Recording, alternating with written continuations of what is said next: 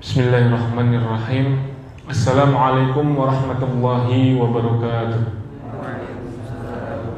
Alhamdulillahil akbar alladzi khalaqal kauna wa dabbar walladzi anzalal qur'anal karima fihi al-'izatu wal 'ibar walladzi qala fi suratil kautsar inna a'tainakal kautsar fashalli li rabbika wanhar inna syani'aka huwal abtar. Nusalli wa nusallim ala nabiyyina wa habibina wa syafi'ina wa maulana Muhammad sallallahu alaihi wasallam wa ala alihi wa ashabihi wa man sara ala nahjihi ila yaumil qiyamah. Amma ba'd. Para hadirin jamaah salat maghrib yang dimuliakan Allah Subhanahu wa taala, marilah kita memperbaharui rasa syukur atas limpahan nikmat, terutama nikmat iman dan nikmat Islam.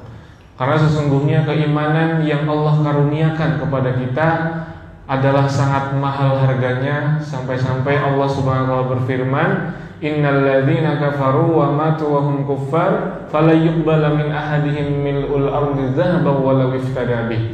Sesungguhnya orang-orang yang kafir dan mereka meninggal di atas kekafiran, belum sempat mengucapkan kalimat syahadat la ilaha illallah Muhammadur Rasulullah, nyawanya sudah tercabut. Maka kata Allah Subhanahu wa taala, fala yuqbala min ahadihim mil'ul ardi dzahaban walau iftada bih. Sekali-kali tidak akan diterima infak mereka meskipun mengeluarkan emas seisi bumi. Emas seisi bumi diinfakkan untuk menebus diri mereka dari jilatan api neraka, tidak akan diterima oleh Allah Subhanahu wa taala karena mereka mati di atas kekafiran. Inilah mahalnya kalimat la ilaha illallah Muhammadur Rasulullah, jauh lebih mahal dibandingkan emas seisi bumi. Maka harusnya kita lebih mensyukuri nikmat iman ini dibandingkan nikmat-nikmat yang lain. Karena seringkali kita merasa diperhatikan oleh Allah Subhanahu wa taala, merasa dimuliakan oleh Allah Subhanahu wa taala ketika mendapatkan dunia. Lebih mensyukuri rumah, lebih mensyukuri nikmat kendaraan, lebih mensyukuri nikmat-nikmat yang lain. Betul, itu semua adalah karunia yang harus kita syukuri. Tetapi yang paling utama adalah nikmat iman dan hidayatut taufik. Taufik artinya Allah memberi kemudahan kepada seorang hamba untuk menjalankan kebaikan dan ketaatan. Alhamdulillah, jamaah sekalian tadi sudah melaksanakan ibadah siang, begitu? Siang Ayyamul Bid yang mudah-mudahan dicatat sebagai amal soleh di sisi Allah Subhanahu wa taala. Salawat beriring salam mudah-mudahan tercurah limpahkan kita panjatkan kepada junjungan kita Nabi besar Muhammad sallallahu alaihi wasallam beserta keluarganya, sahabatnya, tabi'in, tabi'ut tabi'in dan seluruh pengikutnya hingga hari kiamat kelak. Dan orang-orang yang istiqomah berqudwah kepada beliau hingga hari akhir nanti.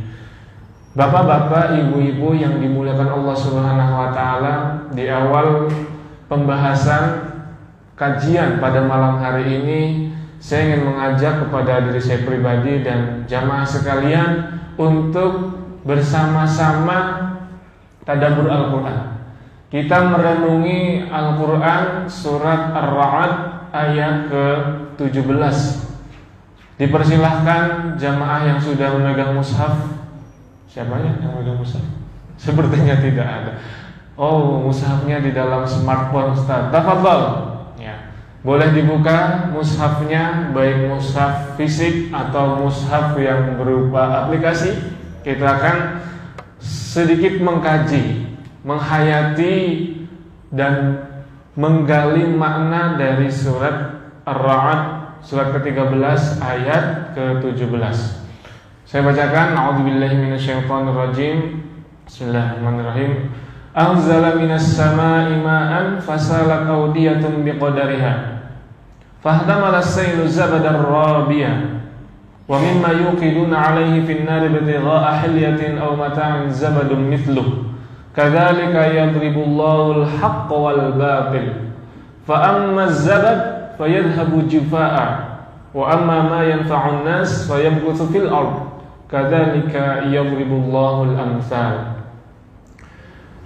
Surat Ar-Ra'd ayat ke-17 ini merupakan permisalan antara al-haq dan batil. Al-haq itu seperti air, sedangkan al-batil seperti buih. Kalau ada air yang begitu banyak, air bah atau air yang di lautan, terlihat ada buih di permukaan. Itulah perumpamaan al-batil. Jadi al-batil itu meskipun banyak, kemudian muncul di permukaan, dia hanyalah buih, tidak berarti sama sekali. Al-batil. Adapun al-haq meskipun letaknya di bawah buih itu, tetapi dia yang lebih berharga, lebih bermanfaat bagi manusia. Nah, ini perumpamaan yang bisa kita ambil dalam surat Ar-Ra'd ayat ke-17. Perumpamaan antara al-haq dan batil seperti perumpamaan antara air yang jernih. Al-haq itu seperti air yang jernih, adapun al-batil seperti buih yang keruh, yang mungkin memang nampak di permukaan, tetapi dia tidak ada artinya sama sekali. Dan faedah yang lain yang bisa kita ambil dalam surat Ar-Ra'd ayat ke-17 ini adalah di penggalan pertama Allah berfirman anzala minas sama'i ma'an. Anzala, dia menurunkan, minas sama'i ma'an, air dari hujan. Siapa dia? Allah Subhanahu wa ta'ala. Allah menurunkan air dari langit, artinya Allah menurunkan hujan. Fasalat audiyatun biqadariha. Fasalat artinya sala yasilu, mengalir. Air hujan itu yang turun dari langit mengalir. Audiyatun, fasalat audiyatun biqadariha, mengalir melintasi lembah-lembah. Biqadariha, sesuai dengan kadar lembah tersebut. Artinya apa? Kalau lembah itu besar, maka air yang ditampung banyak. Adapun kalau lembahnya itu kecil, tidak begitu besar, air yang ditampung juga sedikit. Nah, di sini kita akan mengambil satu pelajaran. Saya izin untuk menulis visualisasi di papan tulis. Anzala minas sama'i ma'an. Ini adalah al-ma'. Al-ma', bismillah dulu ya. Bismillahirrahmanirrahim.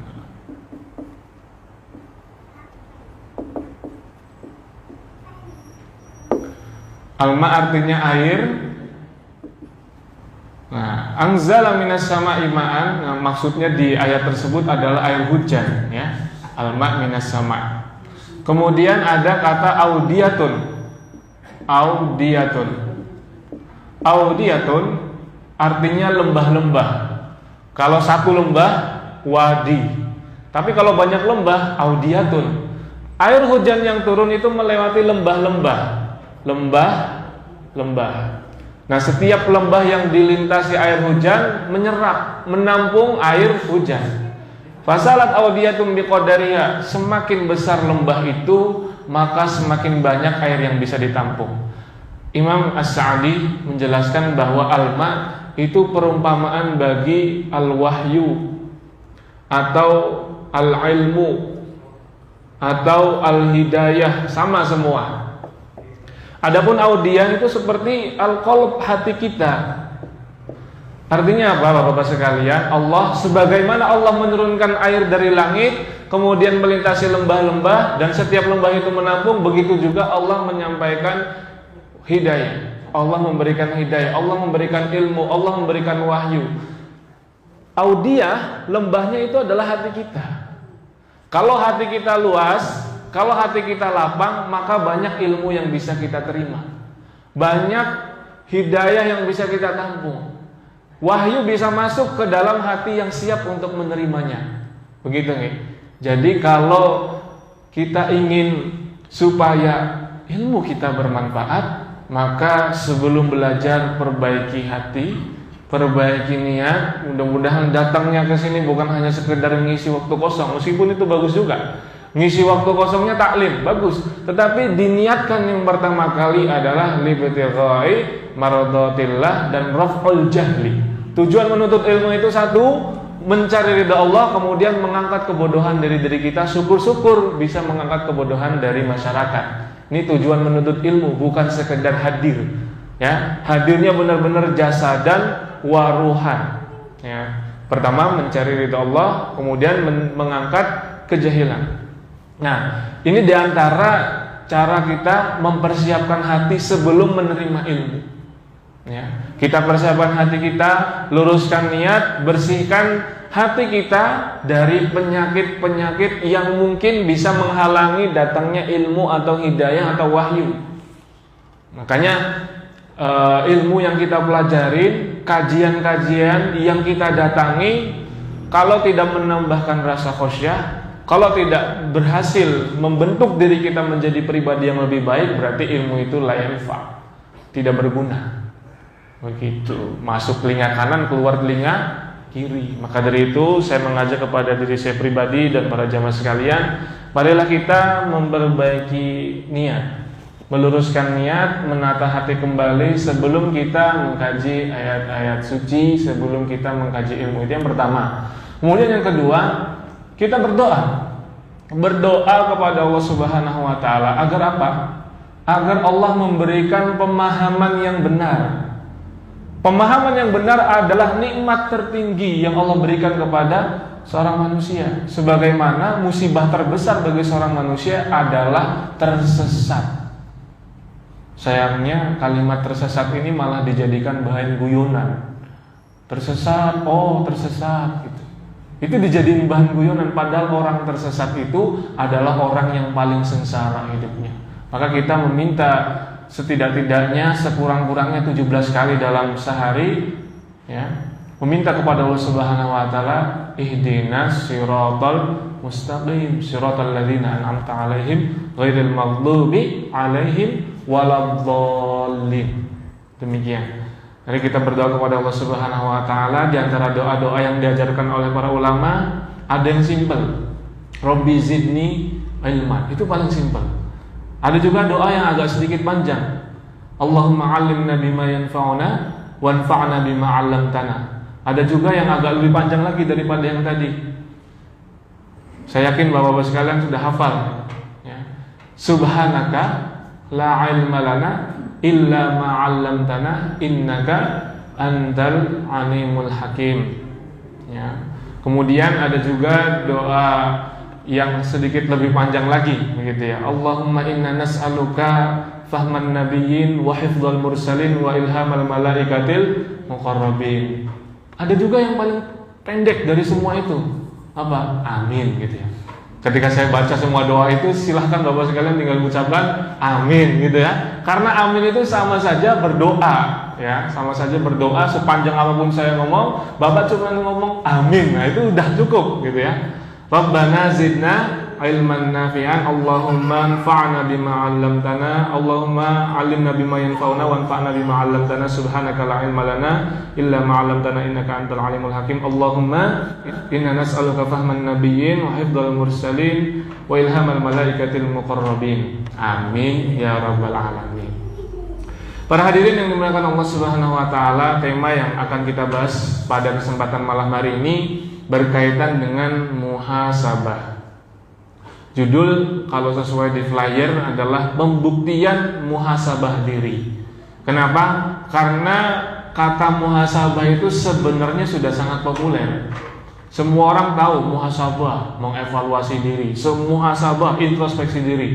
Ini sudah sangat familiar kata muhasabah itu. Bahkan jadi judul lagu, Muhasabah Cintaku, begitu ya.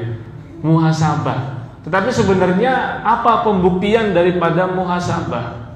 Insyaallah akan kita bahas pada kesempatan malam hari ini. Mudah-mudahan diberi taufik oleh Allah Subhanahu wa taala. Pertama, orang yang mengevaluasi dirinya, orang yang memuhasabahi dirinya adalah orang-orang yang pastinya beriman. Ini poin pertama sebelum kita membahas apa saja pembuktian dari muhasabah diri. Kenapa orang beriman yang bisa muhasabah dan hanya orang beriman yang bisa muhasabah. Karena seruan untuk bermuhasabah itu Allah tunjukkan kepada orang-orang beriman dalam surat Al-Hasyr ayat ke-18. A'udzubillahi minasyaitonirrajim. Bismillahirrahmanirrahim. Ya ayyuhalladzina amanu taqullaha wal tanzur nafsum ma qaddamat lighad. Wahai orang-orang yang beriman, ittaqullah. Bertakwalah kepada Allah, wal tanzur nafsum ma qaddamat lighad. Maka hendaklah setiap jiwa melihat apa yang sudah dia persiapkan untuk menghadapi hari esok. Apa yang sudah dipersiapkan untuk menghadapi hari esok? Yang dimaksud adalah yaumul hisab. Bahkan sebelum yaumul hisab kita hadapi ada alam barzakh. Apa yang sudah kita persiapkan? Padahal alam barzakh, alam kuburan itu disebutkan bahwa kuburan itu raudhatun min riyadil jannah aw hufratun min hufarin niron. Kuburan adalah raudhah. Raudhah itu artinya taman. Kuburan kita bisa menjadi raudhah, taman-taman di antara taman-taman surga. Raudhatun min riyadil jannah aw hufratun min hufarin niron. Bisa juga menjadi lubang-lubang neraka. Tergantung amalan kita. Maka lihat diri kita, apa yang sudah kita persiapkan untuk menghadapi hari esok. Hari esok bukan hanya sekedar masa depan di dunia, tetapi masa depan setelah di dunia. Entah itu di alam barzakh, entah itu di alam akhirat nanti. Karena kita manusia ini hidup di beberapa alam gitu. Ada dimulai alam arwah, kemudian di dalam janin ibu kita, kemudian sekarang kita berada di alam dunia, kemudian masuk nanti di alam barzakh, masuk lagi kemudian di alam akhirat. Dan masing-masing semua kita akan ditanya. Maka kata Sayyidina Umar bin Khattab radhiyallahu an, hasibu anfusakum qabla an tuhasabu. Hisablah diri kalian, hitunglah diri kalian sebelum kalian nanti akan dihitung. Wazinu anfusakum qabla an tuzanu. Dan timbanglah amalan kalian sebelum kalian nanti akan ditimbang. Ini kalimat yang sangat sering kita dengarkan tentang pentingnya muhasabah. Bahwa kita harus senantiasa melihat diri kita, ya, anfus kita. Artinya wal tanzur nafsum ma qaddamat lighad, masing-masing jiwa melihat apa yang sudah dia persiapkan untuk hari esok nanti. Apa yang menghalangi kita muhasabah? Kita lebih sering memikirkan orang lain, ya, sibuk membicarakan aib, keburukan dan dosa-dosa orang lain daripada menghitung dosa kita. Ini salah satu penghalang muhasabah. Maka ciri-ciri ataupun pembuktian orang yang muhasabah, yang pertama adalah, ya, memperbaiki sholat. Karena awwalu ma yuhasabu bihil mar'u, satu perkara yang akan dihisab pertama kali adalah perkara sholat. Sholatnya dulu. Kalau sholatnya baik, maka baik semua amalannya.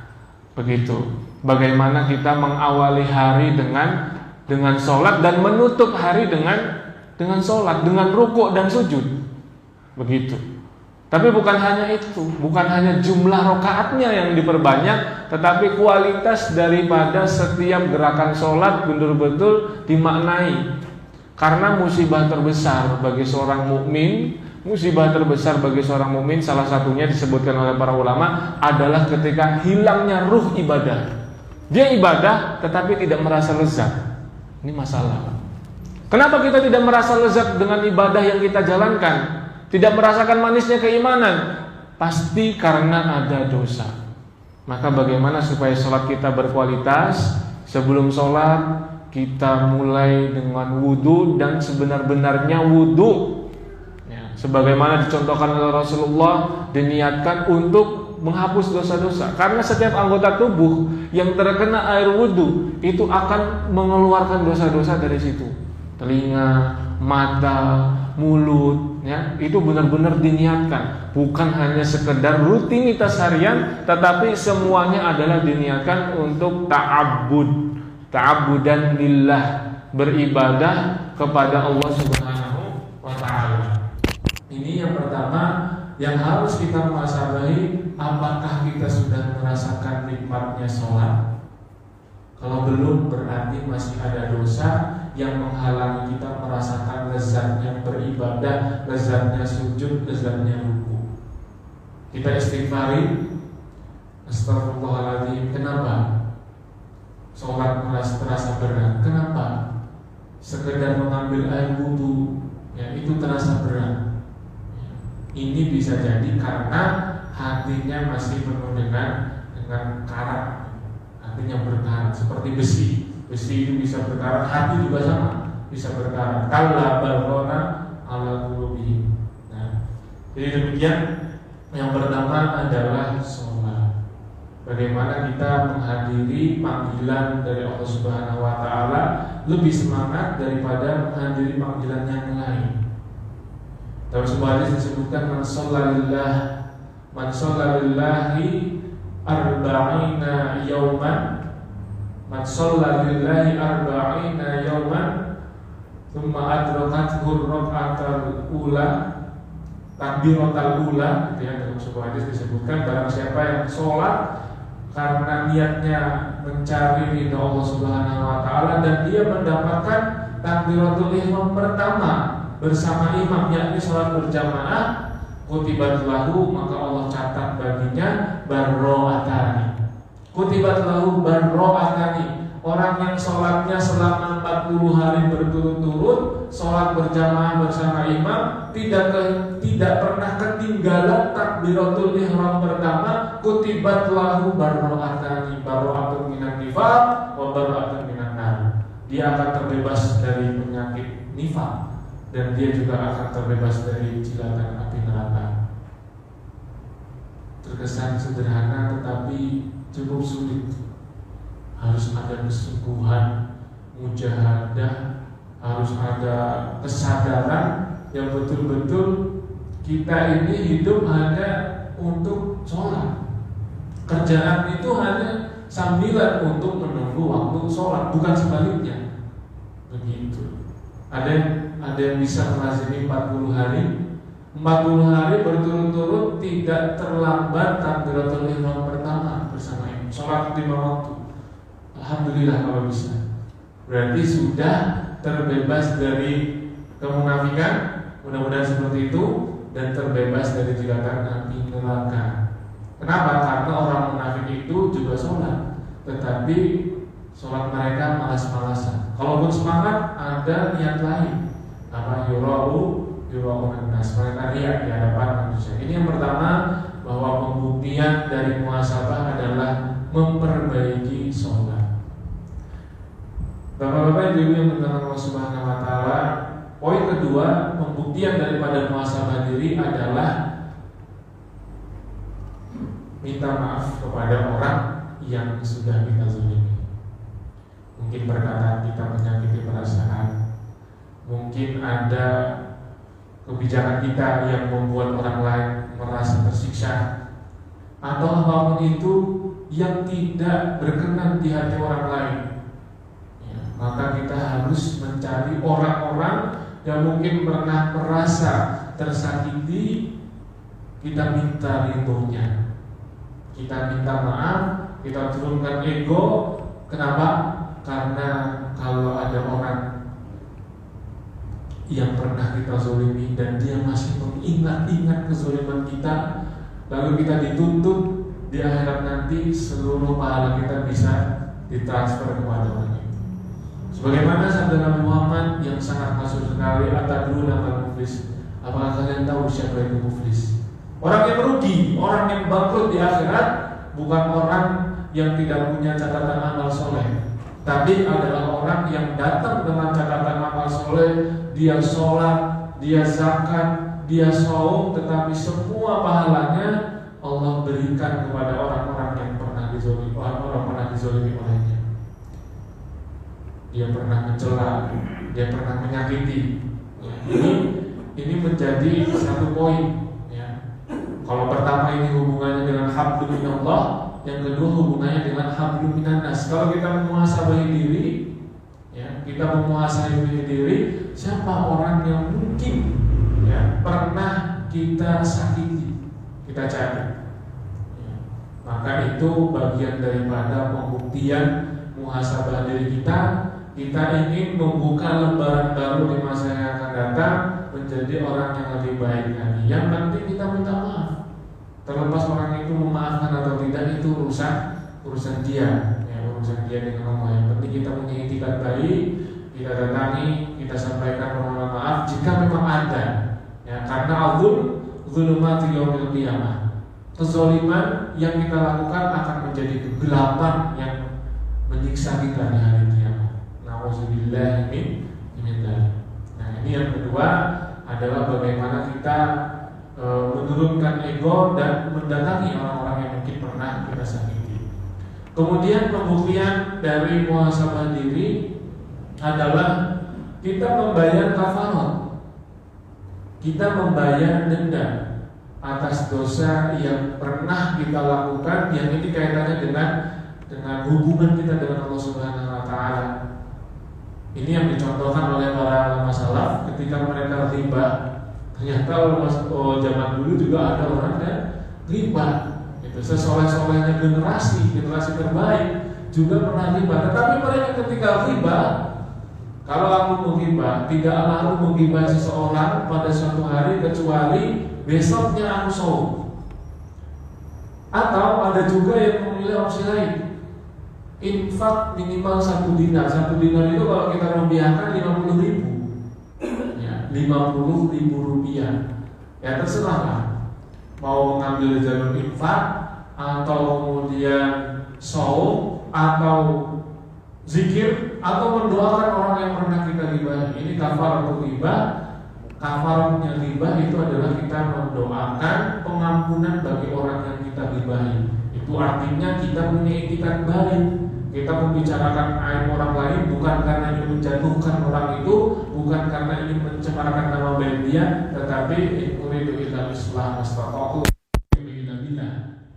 Ya, jadi pertama apa tadi pembuktiannya? Perbaiki sholat, kemudian minta maaf kepada orang yang mungkin pernah kita zalimi, dan yang ketiga pembuktian dari muhasabah diri adalah membayar kafarat atau denda atas dosa yang kita lakukan.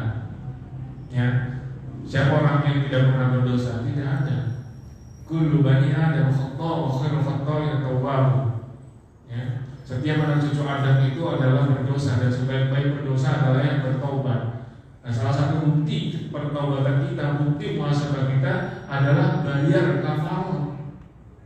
Ya, dalam sebuah hadis disebutkan, ittaqillaha haitsu ma kunta wa atbi sayyi'atal hasanata tamhuha wa khaliqin nas bi khuluqin hasanin. Bertakwalah kepada Allah dimanapun engkau berada, wa atbi sayyi'atal hasanata tamhuha, dan iringilah setiap keburukan dengan kebaikan. Setiap habis melakukan perbuatan dosa, entah karena kita lupa, khilaf, ya, atau kebawa-bawa orang lain, wa'ad bi'isayyatal hasanat al-muha, segera cari amal soleh untuk menghapus. Nah, ini bukan masalah. Kalau masalah, kalau habis dibahin orang, mereka puasa di besok harinya, atau ada juga yang bersedekah, atau apapun itu caranya supaya dosa yang pernah kita lakukan langsung segera dihapus dengan amal soleh. Ya, wa'ad bi'isayyatal hasanata tamhuha. Begitu. Kemudian yang selanjutnya, sudah berapa poin tadi? Sekarang poin berapa? 4. Saya cuma ngetes saja. Berarti kalau bisa jawab dan ngantuk gitu ya. Yang keempat adalah mengqadha ibadah yang mungkin terlewat. Itu diperbolehkan kita mengqadha amal sunnah. Ya, amalan yang sunnah itu boleh diqadha. Kalau amalan wajib memang harus diqadha. Barangkali ibu-ibu ada yang punya hutang puasa di bulan Ramadan, segera diqadha. Kalau kita muhasabah itu artinya kapan ini bayar kewajiban, entah itu qadha ataupun fidyah gitu ya. Kalau memang tidak bisa saum sama sekali karena dikhawatirkan membawa madarat bagi si ibu atau si anaknya sehingga membayar fidyah, atau qadha, bayar hutang saum itu. Tapi bukan hanya yang wajib yang bisa diqadha, ternyata amal sunnah juga bisa diqadha. Permisalan, Bapak sekalian ini sudah terbiasa sholat qiyamul lail, sholat witir, terbiasa setiap hari tidak pernah terlewat. Qadarullah masyafa'ala sakit, qadarullah karena mungkin mules, qadarullah capek, habis safar, terlewatlah kesempatan untuk sholat sunnah, maka habis sholat subuh mengqadha amal sunnah itu boleh. Tapi namanya qadha, Bapak-Bapak sekalian, itu cuma sekali 2 kali, bukan setiap hari. Kalau qadha setiap hari namanya bikin jadwal sendiri. Ya, qadha itu cuma sekali saja, bukan setiap hari. Nah ini di antara pembuktian kita untuk memuhasabah diri adalah mengqadha amal ketaatan yang terlewatkan, dan akan menjadi tanda matinya hati kalau kita tidak bersedih atas ketaatan, atas kesempatan beramal saleh yang kita lewatkan. Kalau kita tidak bersedih, min alamati mautil qalbi adamul husni ala ma fataka minat ta'at wa adamun nadri ala ma fa'alta minaz zallah. Kata Syekh Ibnu Athaillah As-Sakandari rahimahullah, min alamatul husni, di antara tanda min alamati mautil qalbi, di antara tanda matinya hati adamul husni, tidak bersedih. Ala ma fataka minat ta'at, tidak bersedih karena terlewat melaksanakan ketaatan. Tidak bersedih nih, habis ada kesempatan beramal soleh, dia tidak bersedih. Ini berarti hatinya sudah mati. Contoh, ya, dalam sebuah hadis disebutkan, barang siapa yang mengucapkan la ilaha illallah wahdahu la syarikalah lahul mulku walahul hamdu wa huwa ala kulli syai'in qadir sebanyak 100 kali, maka balasannya, kata Rasulullah, dicatat 100 kebaikan dan dihapuskan 100 kebaikan, 100 keburukan. Dapat 100 pahala, dihapuskan 100 dosa, dan seakan-akan dia sudah membebaskan 100 budak. La ilaha illallah wahdahu la syarikalah lahul mulku wa lahul hamdu wa huwa ala kulli syai'in qadir 100 kali sehari. Kalau kita tidak tergerak untuk membaca itu sementara fadilahnya sangat luar biasa, berarti hati kita sudah mati. Atau kita tidak bersedih. Kenapa kemarin tidak membaca itu? Kita tidak bersedih. Nah, berarti hati kita sudah mati. Jadi ciri matinya hati tidak bersedih melewatkan ketaatan dan tidak menyesal melakukan kemaksiatan. Maka tidak disebut taubat kalau orang yang merasa sudah puas, meskipun dia sudah meninggalkan kemaksiatan, tapi alasannya apa? Sudah puas, sudah bosan. Ya. Kenapa tidak mabuk? Kenapa tidak menjudi lagi? Kenapa tidak mabuk-mabukan lagi? Sudah bosan, sudah puas, mau coba yang lain. Nah, ini namanya bukan taubat, karena tidak ada penyesalan. Jadi demikian di antara tanda-tanda pembuktian muhasabah diri. Nah, kita review yang pertama, memperbaiki sholat, kemudian meminta maaf kepada orang yang kita zalimi, kemudian yang ketiga membayar kafarah atas dosa yang kita lakukan, kemudian yang keempat mengqadha amal taat yang kita lewatkan. Kemudian yang selanjutnya nomor 5, berarti nomor 5 adalah menjauhi budaya hedonisme. Hedonisme itu terlalu bermewah-mewahan, terlalu berfoya-foya, ya, serba enak terus, ya. Walaupun boleh-boleh saja kita merasakan nikmatnya dunia, tetapi ingat, ada sebuah cerita. Rasulullah Shallallahu Alaihi Wasallam suatu malam keluar rumah, bertemu dengan Abu Bakar As-Siddiq radhiyallahu anhu. Ditanya oleh Abu Bakar As-Siddiq, "Ma akhrajaka ya Rasulullah?" Apa yang membuat engkau keluar di malam hari, wahai Rasulullah? Dijawab oleh sang Rasul, ternyata beliau ingin mencari makanan. Ya, sekelas Rasul, ini ceritanya sudah pindah ke Madinah, begitu ya. Artinya beliau sudah menjadi orang nomor wahid, menjadi pimpinan negara Madinah ketika itu.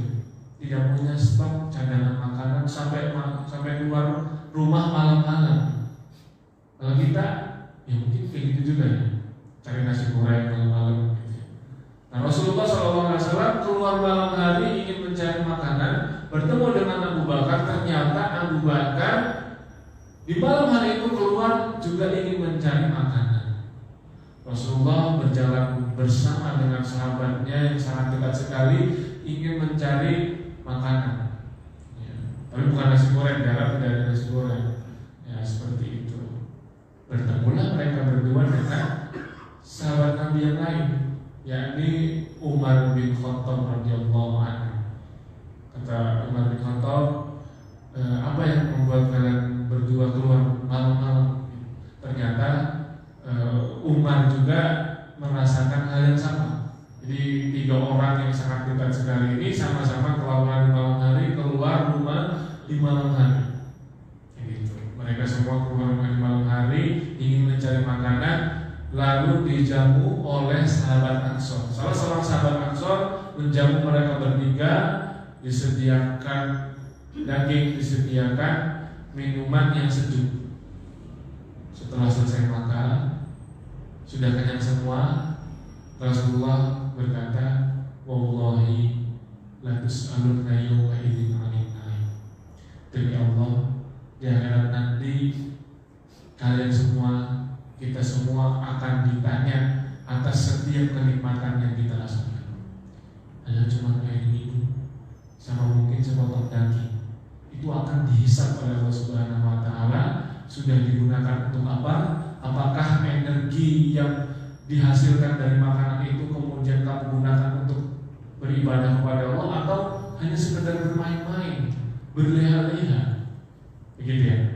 Jadi inilah peringatan dari Rasulullah SAW bagaimana kita ini sekarang, ya, umat Nabi Muhammad yang sangat gandrung dengan budaya kuliner, gitu ya. Sangat gandrung dengan budaya kuliner. Coba makanan ini, coba makanan itu. Ingat, boleh makan enak, tetapi siap-siap ditanya oleh Allah Subhanahu wa taala, kamu gunakan untuk apa nikmat itu? Semakin sering makan enak, semakin lama hisabnya. Gimana? Masih mau makan enak? Boleh lah makan enak, tapi jangan keseringan. Takutnya lupa cara bersyukur. Keseringan makan enak, gitu ya. Lidah saya lidah bangsawan, nggak cocok makan tempe. Ya, jadi di antara pembuktian puasa Badri adalah apa? Menjauhi budaya glamor, budaya hedon, apapun itu. Bukan hanya contohnya makanan saja, semua ini kan baru simpel makanan, belum lagi pakaian, belum lagi tas. Barangkali ibu-ibu yang suka mengoleksi tas, mengoleksi sepatu, perhiasan, itu semua nanti akan ditanya oleh Allah Subhanahu wa taala. Digunakan untuk apa? Faedahnya apa? Bermanfaat nggak dengan ketaatan kepada Allah Subhanahu wa taala? Kalau tidak, maka itu menjadi beban, bukan menjadi bekal. Begitu ya? Kita semua ini sedang berjalan menuju Allah. Ya ayyuhal insan innaka kadihun ila rabbika kadhan fa'ulaqi. Wahai manusia, sesungguhnya kalian semua ini sedang bersusah payah berjalan menempuh Allah Subhanahu wa taala. Menempuh perjalanan menuju Allah Subhanahu wa taala. Dan kalian pasti akan berjumpa dengan Rabb kalian dan akan ditanya apa saja yang sudah kamu persiapkan. Persiapkan bekal, perbanyak bekal, kurangi beban.